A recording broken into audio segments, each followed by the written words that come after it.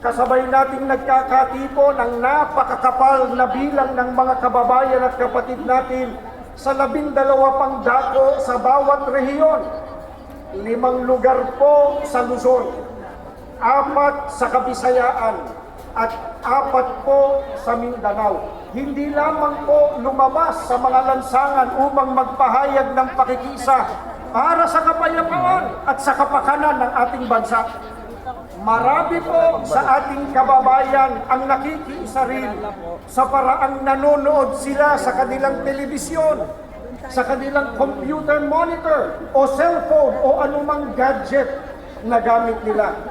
Maraming salamat po sa kanilang suporta at maraming salamat po sa inyong lahat. Hindi lamang mga kaalib sa Iglesia ni Cristo ang nagkakaisang sumama rito. Marami pang ibang grupo, marami pang ibang samahan ng mga kababayan nating Pilipino ang kasama sa mapayapang pagtitipong ito. Kaisa po natin sila na nagsusulong ng pambansang kapayapaan at pagkakaisa. Kaya muli po, maraming salamat po sa inyong lahat. Bagamat may kani-kanyang opinyon ng iba't ibang tao sa isang partikular na isyu sa buhay, o iba't iba man ang kalagayan sa buhay o interes, subalit sa layunin po na ipagmalasakit ang kapayapaan, ang kapakanan, ang kaunlaran ng ating bansa, tayong lahat ay nagkakaisa. Tinatanong po namin kayo, nagkakaisa po ba tayo o hindi? Ano po sagot ninyo?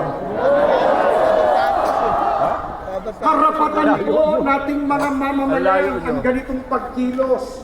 Ito po ay protektado ng ating saligang batas. Nagkakaisa tayo ng damdamin at isipan na isagawa ito. Inuulit po namin ng may kapayapaan at pagkakaisa. Ito po ay para sa kapakanan ng nakararami at ng kabuuan ng ating bansa. Baka naiisip ninyo o itinatanong ninyo, ano po ang hinahangad natin na ibunga ng pagkilos nating ito? Hindi lamang po ang magtulungan ang mga leader ng ating gobyerno, kundi ang pagtuunan nila ng pansin ang kapakanan ng ating bansa sa ikalulutas po ng mga problemang kinakaharap ng mga mahihirap na mga kababayan na pinalalala pa ng korupsyon, mga kalamidad, kriminalidad, pangayang pampolitika at iba pa. Ang mga ito po ang dapat ay pagsikapang bakahin ng ating pamahalaan. Kaya ang sinusuportahan natin ay ang pagkakasundo. Pakiulit nga po mga kapatid, mga kababayan, ano po ang sinusuportahan natin? Pagkakasundo, hindi po mga bangayan, bintangan at sariling interes. Ang nais natin ay ipagpauna ng mga namumuno sa pamahalaan ang mga kapakanan at ikabubuti ng mas nakararami bago ang pamumulitika. Gusto po natin iparinig sa mga nasa pamahalaan ang damdamin ng sambayanan. Gising kami! Pakiulit nga po! Gising kami! Pakiulit po ulit! Gising kami! Hinihintay namin ang paglilingkod ninyo sa kapakanan naming mga simpleng Pilipino. Hindi ang pagsusulong ng mga bagay na hindi makagagaan sa buhay ng mga kababayan natin. Mamaya po, abangan nyo, higing panglilinawin ng mga kasama natin magsasalita ang nagkakaisang layunin natin. Kaya, payapang nagkakatito natin. Mabuhay po ang Pilipinas! Mabuhay ang Pilipinas! Mabuhay ang mamamayang Pilipinas! salamat sa inyo. Pakinggan po natin ang susunod na magsasalita, si kapatid na Romel Topacio.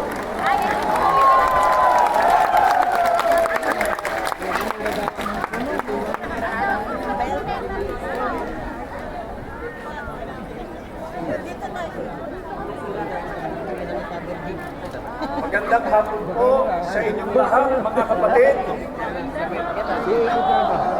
Magandang hapon din po sa lahat ng ating mga kaibigan at mga kababayan. Narito po tayo ngayon mula sa iba't ibang sektor ng lipunan, iba't ibang relihiyon, mga samahan, at mga sangay ng pamahalaan para po magkaisa sa isang mapayapang pagkilos. Ang pagtitipon natin ito ay isa pong konkretong pagpapakita ng ating suporta sa pahayag ng Pangulo ng Republika ng Pilipinas, kagalang-galang Ferdinand Marcos Jr., sa kanyang pahayag na hindi siya sumasang-ayon sa isinusulong na impeachment laban sa pangalawang Pangulo, Sara Duterte. Panoorin po muna natin ito.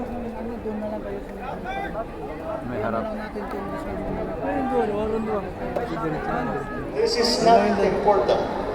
This does not make any difference to even one single Filipino life. So why waste time on this? What will happen to if somebody falls in impeachment?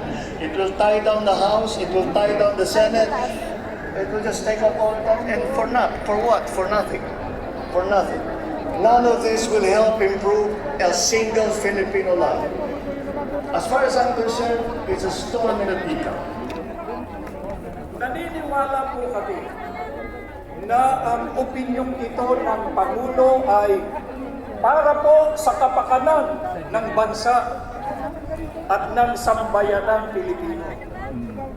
Ang ganitong posisyon ay hindi lamang po nagpapakita ng malasakit, kundi ng malinaw na pag-unawa sa mga tunay na pangangailangan ng ating bansa.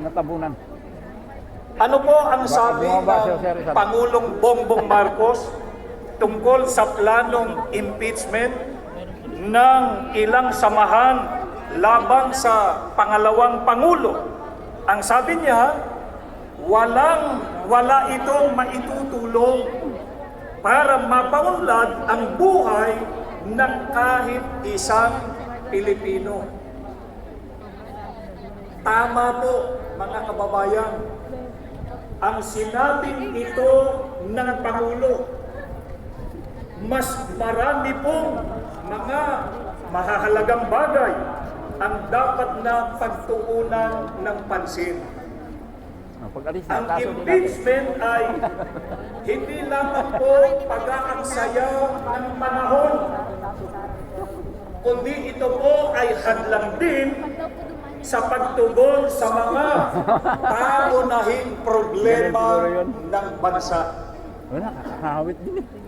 Huwag po nating kalimutan ang oras ng mga mambabatas sa ating pamahalaan ay mahalaga.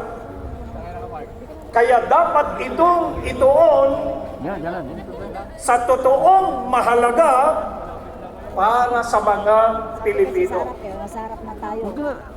Kaugnay nito, ano pa po ang komento ng Pangulo tungkol dyan sa planong impeachment?